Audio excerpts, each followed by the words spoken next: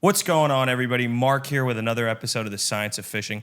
Today, we have a very special guest, Pat Bennett from E-SeaRider, and we're going to talk all things about Pat, from his history, how he invented the beanbag, basically, and all that goes along with that, and how it's great for fishing. So, Pat, how you doing? I'm doing great, Mark. Thanks for having me. Of course, it's great to have you here, man. You know, we're down in Miami. You're here down in the studio. We're having some fun.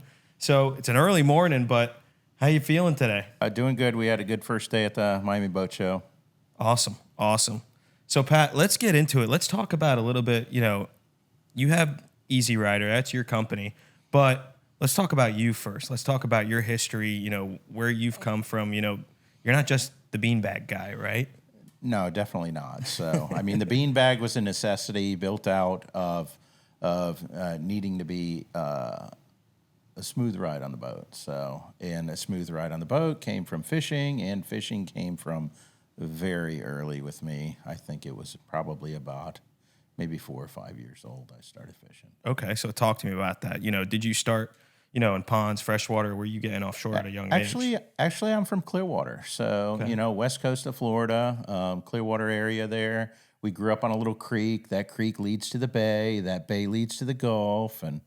And I tell you what, I started right at the headwaters, and that was maybe bluegill and bass and snakes and turtles, and all those cool things were just so much more exciting than the classroom. So I got you. that's So how it started. as you've progressed throughout, through your fishing career, let's talk a little bit about, going from the headwaters to where, you were a commercial guy at one point, right? Or you did some of Yeah, that? for sure. So- Probably still dabble here and there a little bit, but it's. I think that was more of a way to like completely immerse myself in fishing, like 100% commitment, and it was great. I've seen some things and experienced some things I wouldn't trade for the world. Tell me about it. I'd love to know about some of that stuff, Oh man. wow, we're getting deep. We're getting deep in the paint here, but I don't think I could describe them with the justice. They're just awe-inspiring, coral spawns and where the whole sky glows green, interactions with dolphins and swimming with them, large coastal shark interactions, maybe spearfishing. Huh. So, hair-raising moments, awestruck moments, family and friends moments, sharing things with new people, new experiences, new places, done a lot of traveling, and maybe some of that stuff might fund some traveling. So a little bit of work, a little bit of play. Definitely some great stories there. Is there one that stands out to you that, like, I would lie if I told you there was one. There's probably hundreds. Okay, I got you. I mean, the listeners want to hear about one of these stories. You got to give us something. Yeah, I think we're going to get into it. I mean, some of the stuff is really going to be, honestly, like once you're doing it, maybe it's not a big deal then. Yeah. Until maybe you don't do it so much anymore, or maybe spend a little more time working, then it gives you some time for reflection. And then that's what it is. There's some sort of small trigger there that will help trigger that memory and that experience. And then you're like, whoa, man, I remember that time. And not all of them are good. Maybe some of them were in a tournament and a reel smoking, and you grab that thing and you just spent 30 minutes reeling the biggest shark of your life that hit a high-speed trolling lure that probably wouldn't ordinarily hit it. And, so yeah, not every story is tremendously rewarding, but it's a story nonetheless. And, lessons learned. I gotcha. So, from my understanding, you treat every fishing trip almost like a little science experiment, right? Absolutely. And I think that's part of why we got along so well in our conversations. Yeah. And analyzing things. And I think it started back to that original story when I was a kid at the headwaters, learning where are these fish coming from? Where did they just appear from? Did they come over the dam? Did they come from the bay? Are they brackish water? Where are they traveling? So that, like a hunter, I'm a hunter as well. So the instincts kick in, and I'm going to go find out. So, they put you on the bike, put you to the bay, put you to the pier, put you to the bridge. Now you're on a boat. All of a sudden, I've just just fell in love with water. Fresh, salt, brackish, doesn't matter. As long as you got a rod in your hand. For sure. Or a spear gun. I mean, I do a fair bit of that too. And, believe it or not, I like to do some photography and maybe sometimes nothing. Maybe just sometimes just lay on the bottom with the mask and just soak it all in. Right. In a scientific type fashion where I'm really interested in these fish's behavior. Yeah. So when you're looking for stuff like are you keeping logbooks? Are you keeping like memory? Like what's going down in, Pat's brain over there? Yeah, I mean, when you talk about most fishermen, they have their black book. Yeah. Well, I have a visual 3D memory. So a lot of those times I like to remember the spot itself, whether it's a ledge, whether it's undercut, whether it's a pothole, whether it's a horseshoe pothole, what species live there, how they interact with each other, which ones cohabitate. There's so many things to learn. You can do it your whole life and still learn something new every day. Yeah. And I think that's what's so intriguing with me is I don't think anybody can ever truly say they've mastered it. Right. Yeah. I mean, I think most captains, even the old timers, are always saying, we're still learning. There's always something new. The fish are always changing. Everything's moving. They don't do the same thing for the past 100 years. They have certain tendencies, but they're not, migration patterns might change, whatever might change, You know what? And speaking about that, that's actually one of my favorite times is actually going to lunch with some of the people that are quite a bit older than me and sharing those same stories. And I tell you what, I'm glued to my seat, and I don't think it'd be interesting to everybody, but it is interesting to me. Some of their stories about the times past and the way things were and what they learned and how they had to maybe adjust their methods or even pioneer a new method. So something that hadn't been done before. Right. Yeah, it's always evolving, always changing. Some guys down here, like in South Florida, Ray Rocher, he's a well-known guy down here. He's, reinvented the wheel with certain, tactics, and he's one of the, the old timers he's well respected down here. And there's different people in different parts of the world, and, it's very interesting to see how things change over time and this next generation coming up. So, and that's actually a good person to talk about. I've known Ray for quite some time. Yeah.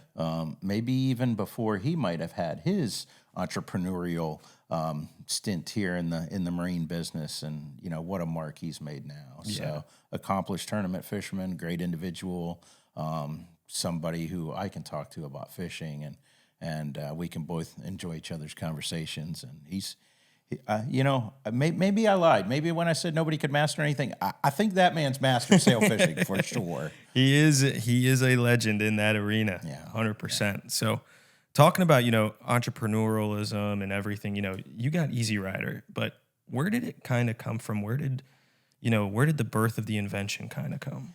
I would say out of necessity. So at that point in time, in my quest to, find out where that bluegill comes from or what eats it and has led me offshore, 80, 100 miles offshore. That was also at a time of my life where we were young, doing a lot of traveling, tournament fishing, things and like that. So part of the origin or the birth of the product, that aha moment you call it, is when, maybe the weather forecast is going to be really good Wednesday. Maybe we might be calling in sick to work. So I still got to work Thursday. So there's a scenario there where you got to figure out how to put it all together. Yeah. And, that's going to require a 4-hour boat ride offshore to the middle grounds, 4 hours back.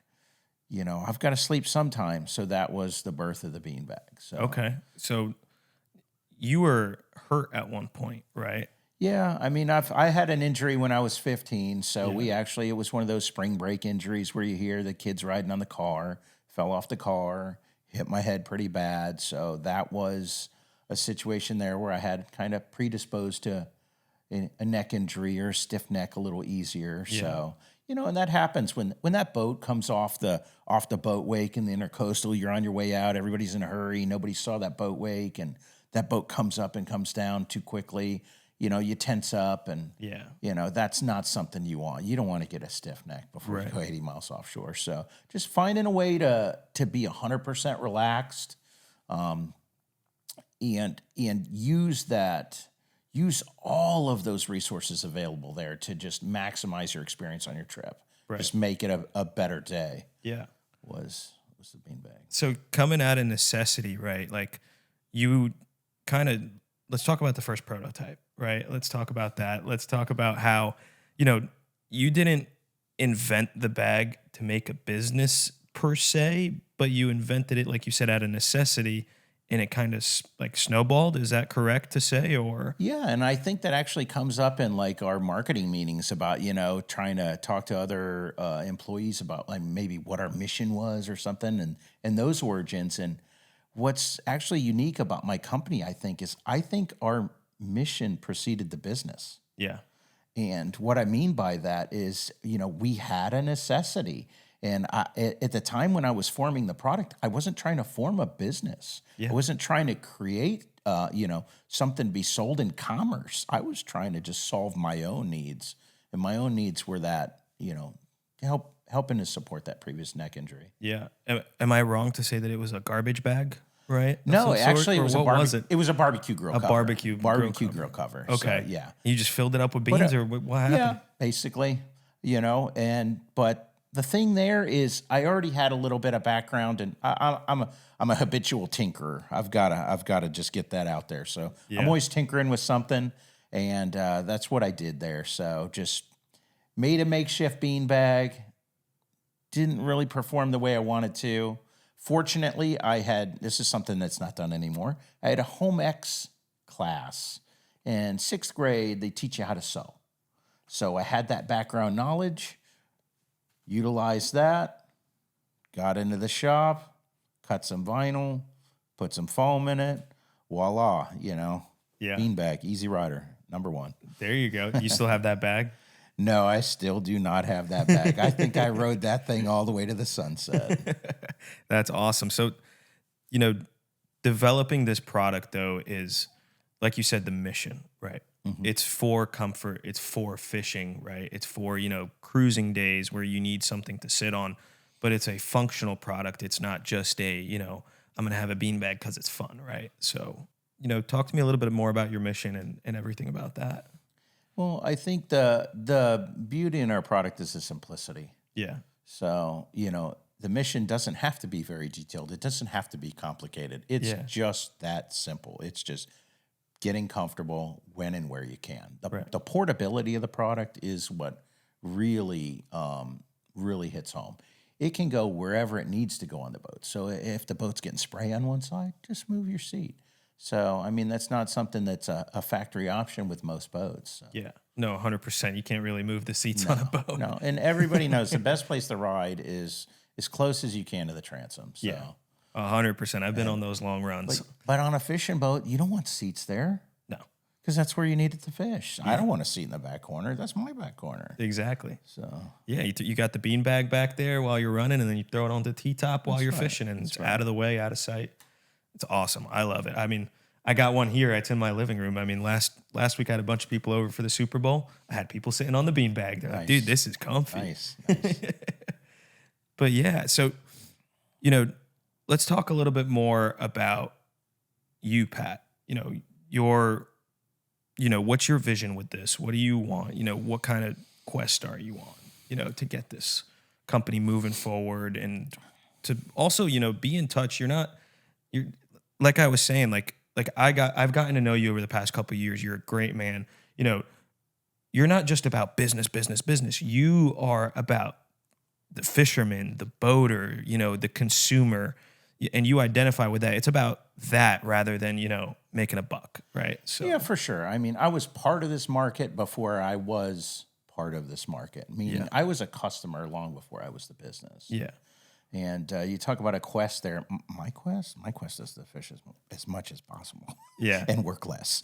But, you got to do what you got to do to pay the bills. And this is what we do. And I think I count myself very blessed to be able to do both. And, the people I've met along the way, that's something to speak about too, for sure. Forged some great relationships. Even people like you talked about Ray. So same thing. I met Ray by way of a beanbag chair. So really, yeah. Well, the beanbag chair gets you everywhere, man. That's right. The E-SeaRider, I love that. So, I want to hear one of these stories that you got, Pat. Oh, I mean, there are stories about me. There's stories about other people. I mean, we had, Jose Wahebe contacted me about getting some bean bags because he was going to pioneer taking this boat to Mexico. So, bean bags, quick, easy solution, really worked out. And then fast forward to talk about relationships or people. Great relationship with his daughter and her charitable efforts. So she takes disadvantaged and handicapped children fishing. So yeah. Very, very good organization, Spanish Fly Foundation. So. That's awesome. That's great. So you've got the beanbag stories, but I want to know about your fishing stories. Yeah, okay. I want to get into the meat of it, The listeners want to know right now who Pat Bennett is, man. And, you just said it. Ironically, that word meat, that's what it is. It's going to get the meat, the boys, let's did you see that forecast, this is even before they had text messaging. So it's phones ringing. So, you guys are back and forth. Oh yeah. When you hear that wife hears that phone ring at that 4:30 update, she knows what it is. Yeah. Getting a little, the wind dies down, thinks she knows what that call is going to be. It's us starting to formulate who's going to happen, who's got the boat gassed up, what's happening, what's the moon phase, where's it happening without letting your other buddies that can't go know where it's happening. So there's a whole science to that type of fishing as well. Yep. Who am I going to tell? Who am I not going to tell right now? Oh, yeah. Who do we got room for? Yes, for sure. So, one of those trips, you're getting the call at 4:30 in the morning, no texts. What are you guys going out and fishing for? You guys, what's your primary target species when you guys are fishing on that coast? Well, I think, to answer that, it's a multifaceted question you just asked there. Because it's a big fishery. It's really not that easy, but I think what we like to do is fish for what's abundant at the time. Right. So it doesn't matter. Maybe you're a big game kind of guy. You want to go catch big fish all the time. Well, maybe it's not, the conditions aren't right. So don't go when it's not right. Right. Go take some kids mackerel fishing, something like that. So, the wind died off, but we've got a cool little tide rip here. The bait's close to the shore. Everything's lined up just right. Let's take the neighborhood kids Spanish mackerel fishing. Right. So it's not always about the big fish. So, those are the stories everybody likes to see. Those are the pictures everybody likes to see. But I definitely say I'm well-rounded enough to like every single aspect of fishing, whether it is catching recreational stone crabs and eating them, whether it is fishing for mackerel on the flats for redfish, trout. I tell you what, one of our favorite things to do was actually lantern fishing off the bridges for trout. We'd take an old either German or Coleman lantern, if you've ever seen them do that. Well, a lot of people do that now for shrimping. They dip net the shrimp when they come by the bridges, but, we used to do that for trout fishing. So, we've caught 8, 9, 10-pound speckled trout over there. We had a tremendous trout fishery just inside of, Dunedin, Clearwater area where I grew up. And that was, those were overnights. So maybe the neighborhood boys going and camping out on the bridge at night. And nice memories there. Have you seen the fishery kind of like over time as, you grew up over there, you fished there your whole life. Like, have you seen the fishery deteriorate over time? Or? Yeah, here and there, and there. We've seen some good stewardship programs that have maybe helped in certain places, but we're getting more populated. Our area is a huge growth area now, so you have to contend with the jet skis and the wave runners and everybody doing their own thing, and definitely more pontoon boats. For sure. Things like that. People are definitely squabbling over the resources there, but do you have it? I think there's an outflow of some people though, right? At this point, with these hurricanes that just passed by, it's getting scary for some people, right? But some people are staying. Most are staying, but I tell you what, some of my favorite flats have been vacant. So that's kind of been nice to get a little reprieve from the crowds. And people are, it sucks. People are rebuilding their house, but fortunately we were spared with that. But that fishery, it's, that's Mother Nature's way of renewing things. So we've seen some new holes created, some new dips, new creek mouths shapes changing, river mouths changing, water flows changing, and back to the science of it all. Like, hey, wait, we didn't have any croakers over here now, and now there's a shell bed here, and now we can catch our croakers here when we like to use for snook fishing. So awesome new bait spot. Thanks, Celine. So hey, there's a plus side to it. There's a plus side to it. For sure. How often do you get to go out and fish? Like, oh boy, I talk about a rough subject right now. Yeah, but I bet. We're at the point of our season where we got to be 100% in gear for marketing efforts and tooling up for this busy season. We're a very, very seasonal business. So. Less fishing in the spring than I'd like. Yeah, but did get out wahoo fishing last week. And how'd you do? Actually, it wasn't the best day to go wahoo fishing, Jeez. but caught a lot of sharks and a lot of kudas, and had the right bait, got the right nice bonitas, 10-inch bonitas, and we're trying live baiting for wahoo, and that's finicky. It's got to be the right time. And what kind of run is that on the West Coast there? Is that where you went out of? No, or I didn't actually. So that's what we did. We came over here. So same group of guys from yesteryear. I'm not going to say how long ago, but quite some time. That phone rang, and you know what? 100% blew off work, jumped in the truck, and went. And I drove to St. Augustine. There you go. So we went out to St. Augustine and went out looking for some, 68, 69 degree water to start, and found some bait and sabiki'd up some, bonitas and some nice runners, and threw the bonitas in the tubes, put the runners in the well, and then it was a search for birds or other bait a little deeper where the water was a little bit warmer. And I tell you what, there's an abundance of sharks and kudas. So, yeah, they definitely chew up that live bait. So now you got to run back and forth. Yeah, it stinks. It was quite a battle. We tried some high speed stuff there too, but no bumps on that. So, well, it's the way it rolls. Yeah, log it in the logbook, right? That's right. And, still a success. Still got to go with my old boys. And I mean, even though it was kudas and sharks, it's still fun and high fives all day. Oh, yeah. It's kind of what it's about. A very good friend of mine has a saying that, if you're not smiling and having fun, you're doing it wrong. This episode of The Science of Fishing is brought to you by Turtlebox, the ultimate outdoor speaker for anglers who don't mess around. Whether you're 150 miles from shore fishing for blue marlin, or you're at home cleaning up your catch, Turtlebox brings you loud, crystal clear audio that's built for the elements. Saltwater, rain, beer, it doesn't matter. Turtlebox is built to be waterproof, drop-proof, and plain badass. I take mine on every trip I go, and when you bring one on the boat, you won't leave home without it either. Turtlebox, built for adventure, designed for sound. The official speaker of the science of fishing. So Pat, E-SeaRider, the bean bags. When you think of it, it's vinyl. You think of the bean bags, the beans inside, plastics, whatever it may be.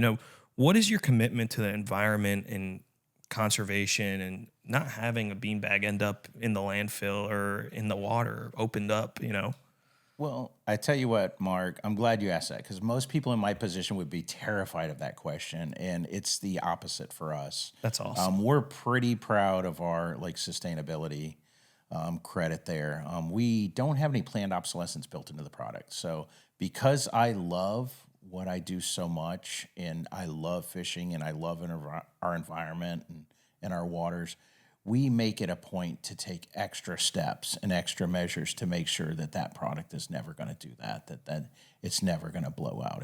This is not a cheap offshore built type product. Right. That's corners were cut to get the price to a certain price point. That is not what we're going to do. Right. So happy to say our product will definitely meet or exceed your expectations there, and then that's going to meet or exceed my expectations with my standards of producing something. If I'm going to put my name on something, it's got to last. Yeah, 100%. I mean, and that's where, like I was talking about, you have that consumer first mindset rather than whatever it may be. Some other people may have different goals and intentions that may be skewed a little bit, but you've always as you've proven, consumer first, comfort, product, all of that. So yeah, I think everybody can relate to this experience that they've had with products where there's just so much frustration because it doesn't perform the way it was advertised, or that's not what happened. And I just, when I decided I was going to make this a business, I set out to make sure I didn't hit any of those points. Any of my trigger points, I definitely didn't want to impose upon anybody else. And I knew that if you can do that and just be nice and treat people with respect, the business is probably going to succeed. Yeah, absolutely. I mean, aside from the bean bags, you're also a great boss. From what I understand, everybody fishes at your company now, right? Oh man, the culture we have there is tremendous. So we have a very diverse culture. We make our own products in our own factory in Tarpon Springs, Florida. Yep. So through that, you have this, type of warehouse or manufacturing type culture there, very multicultural. And I can tell you this, that I don't think any employee ever fished before.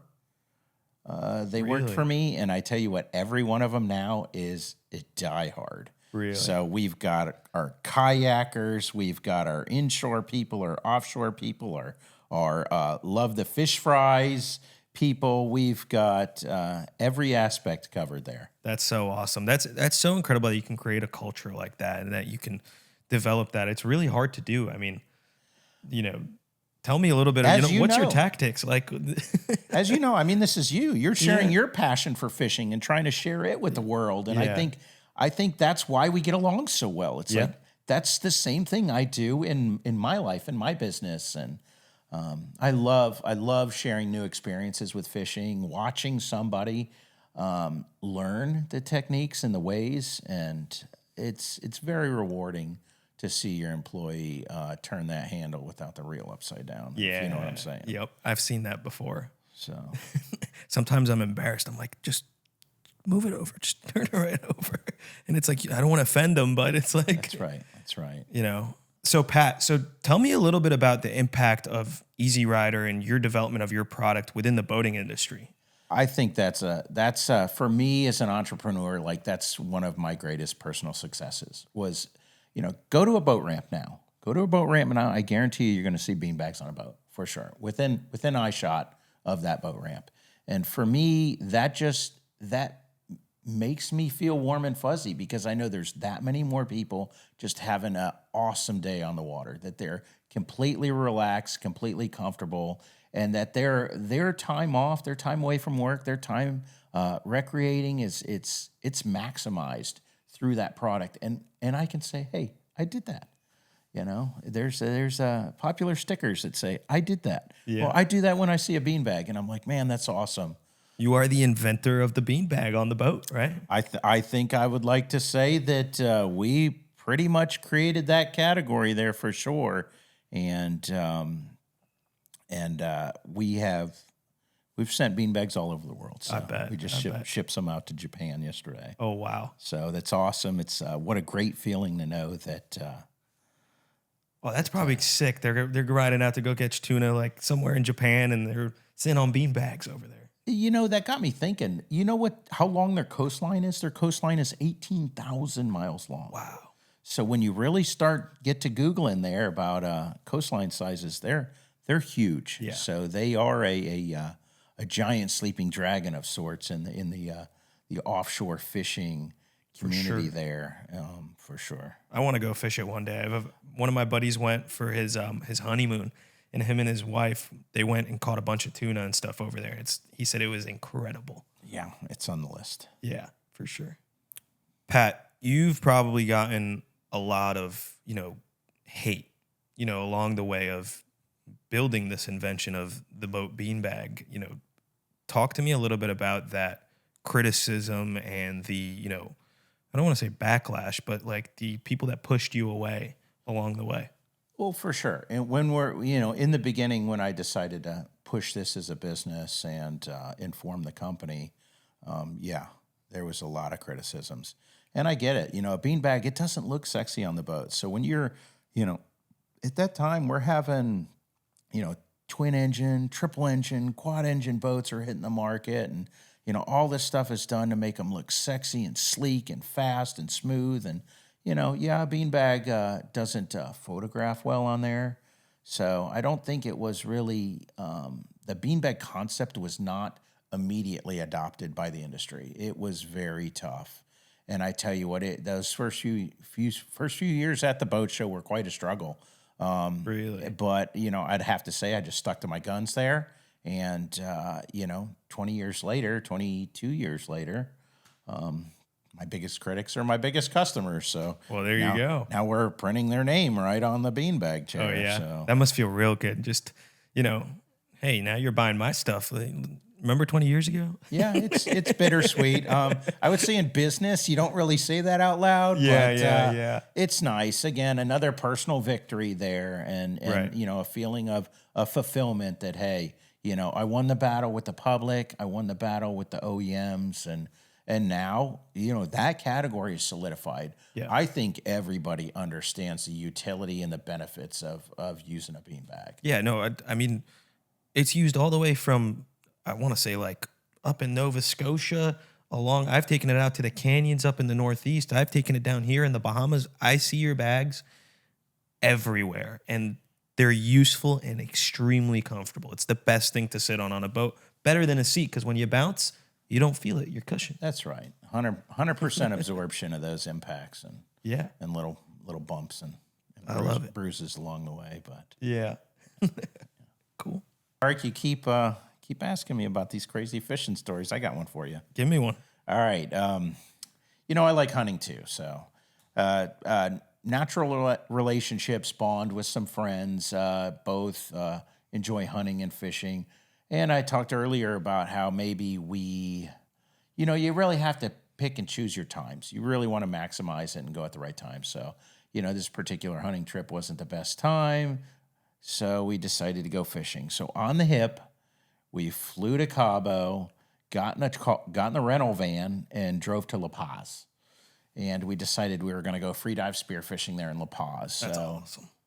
Got a local pangero there to take us around. And we wanted to shoot. I wanted to shoot some, in my quest, check all these fish off my roster. The things that I didn't have was, barred pargos, yellowtails. I don't think I'd shoot a golden grouper. I think I'd just kind of watch them, but they're there.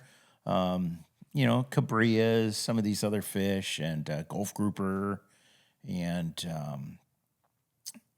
we had happened upon this underwater little spike, I guess you'd call it. It's like a spire.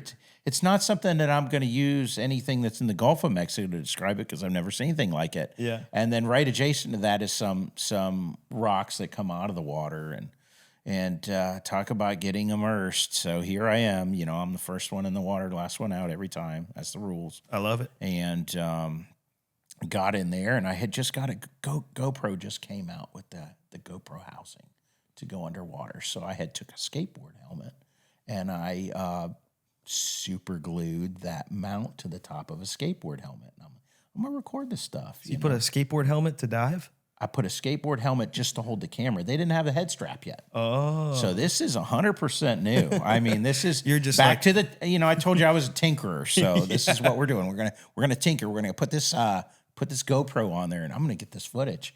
And so we were swimming with the sea lions. And at some point I was just having a lot of fun carving around the water with the sea lions, and they're bumping into the camera and they're bumping into me. And before I know it, I don't speak Spanish, but I can understand it pretty good. And I think what I was taking out of that conversation is the boat captain telling my friends, hey, you might want to tell your buddy to get out of the water now.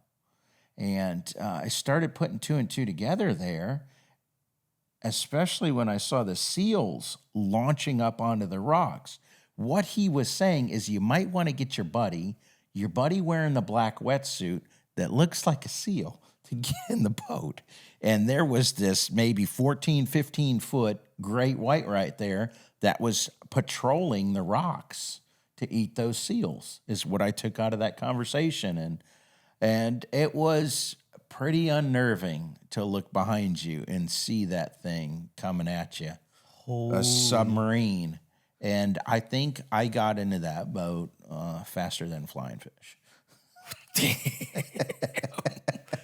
You what was going through your brain when you turned around and saw a 14-foot great white?